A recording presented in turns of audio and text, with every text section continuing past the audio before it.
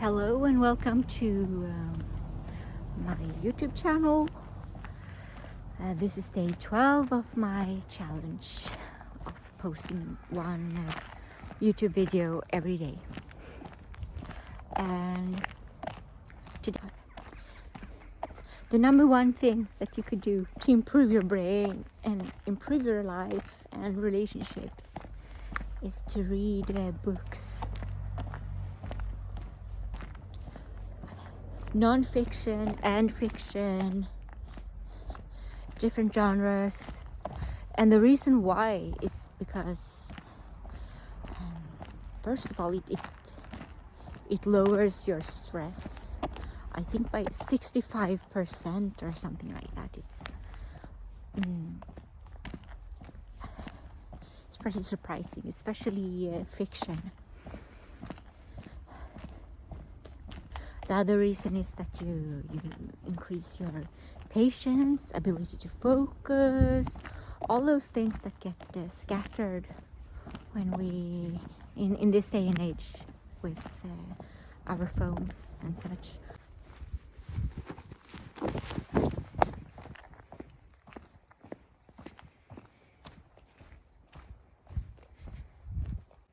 Reason number 3.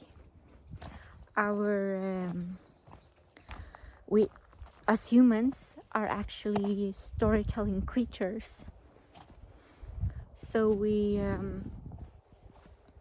and we are biologically wired for stories and to experience things in stories. So we release neurotransmitters in certain peaks and valleys that follows a story when we are talking about things, learning things, experiencing memories. And actually if you get stuck on a trauma, like if you have trauma, you can what the brain often has a hard time doing is filling in certain spaces of the story, filling in the blanks. It gets stuck and it cannot replay the entire story with like the peaks and valleys and returning to baseline. So that's reason number 3. We need it for our health to read fiction.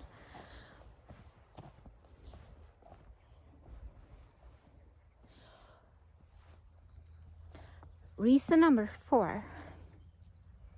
Let's see, can I sit somewhere? Maybe not here. Reason number 4 is actually just for, it increases your ability to mentalize, to understand other people's perspectives and how your actions might affect the other people in your life. And this just comes from when you read a story, you put yourself in so many different perspectives. And mentalization, the ability to understand your impact on others. It's something that we now train narcissists in as a treatment. It's the most, like in Sweden we have a new treatment where people who've gotten diagnosed with narcissism, they get to come together in group sessions and talk about, like, together they practice mentalization.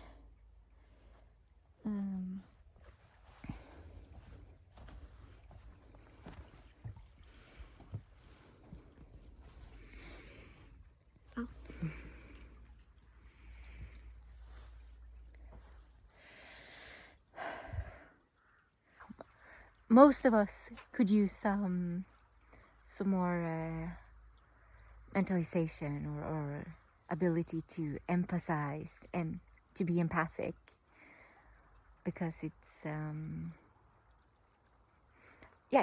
actually a skill you can build, or an ability you can increase.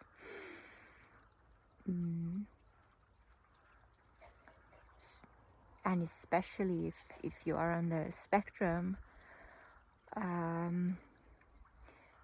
if there's any like genre of books, like fiction especially, or just relationship books, psychology books, it's so much to your advantage to read them.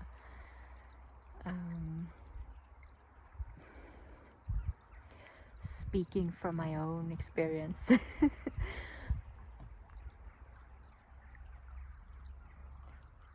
Number 5 is probably the most obvious reason why it would be good for you to read books. Is you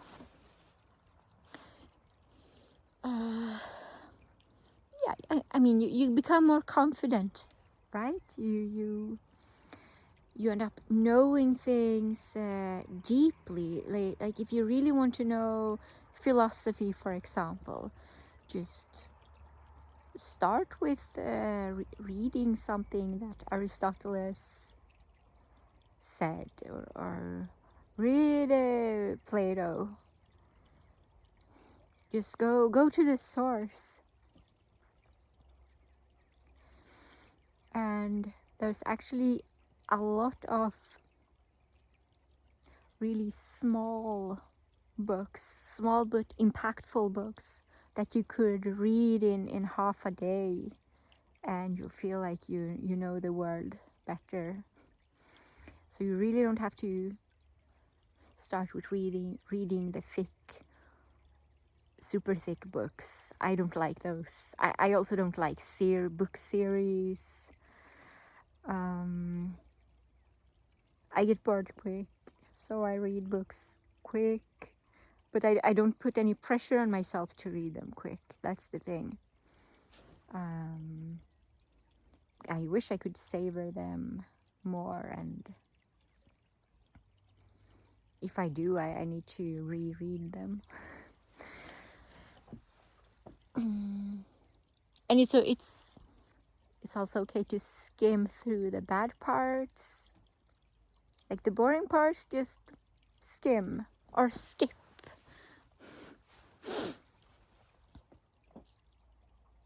Don't try to please the author by reading the whole thing, because it's your story anyway as soon as you read it.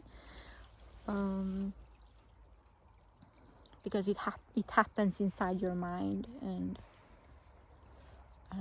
no matter what the author intended, it's what happens inside your brain, the neurotransmitters that are released, and the calm that you achieve, and whatever it means to you.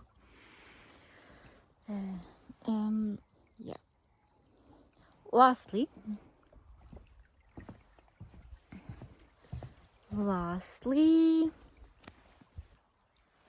getting dark here and super foggy, is that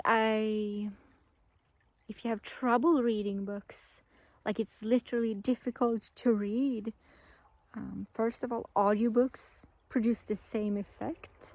So once you've learned to read, I think there's research showing that it doesn't matter whether you listen to audiobooks or if you read.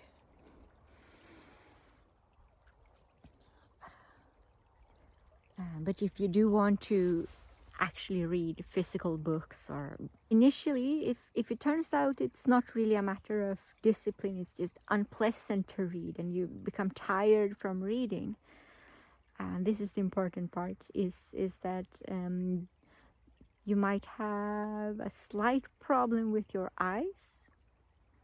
It might be that the muscles are tensing up from trying to see the letters properly, or they're just tense.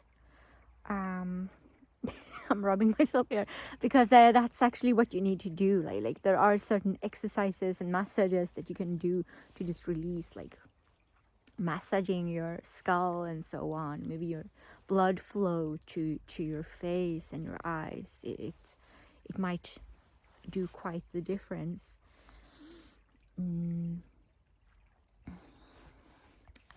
I don't know what to say. I just look forward to everyone becoming readers. so I can talk about some of the books I've read.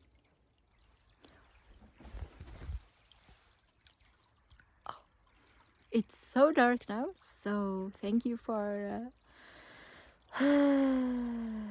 thank you for listening.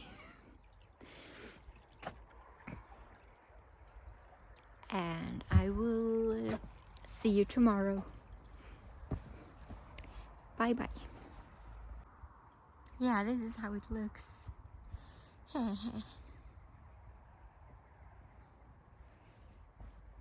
I can also add that if you start practicing the game N back, you can find it in several apps. I prefer the N back challenge for 20 minutes every day. Then reading any book will just be relaxing in comparison.